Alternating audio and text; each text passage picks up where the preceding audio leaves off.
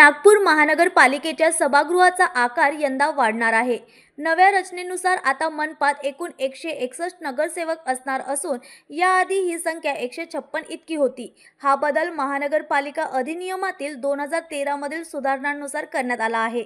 या बदलाचा सर्वात महत्त्वाचा परिणाम म्हणजे मनोनीत नगरसेवकांची संख्या दुप्पट होणार आहे। आतापर्यंत नागपूर मनपात 5 मनोनीत नगरसेवक होते, आता ही संख्या 10 वर नेण्यात येणार आहे। नव्या नियमानुसार एकूण नगरसेवकांच्या 10% किंवा 10 सदस्य यापैकी जी संख्या कमी असेल तेवढे मनोनीत नगरसेवक असतील। त्यानुसार नागपूर मनपात 10 मनोनीत नगरसेवकांची नियुक्ती होणार आहे। मनोनीत नगरसेवकांची निवड ही राजकीय पक्षांच्या संख्याबळाच्या प्रमाणात होत असल्याने भाजप आणि काँग्रेस यांच्यात या पदासाठी चुरस निर्माण होण्याची शक्यता आहे।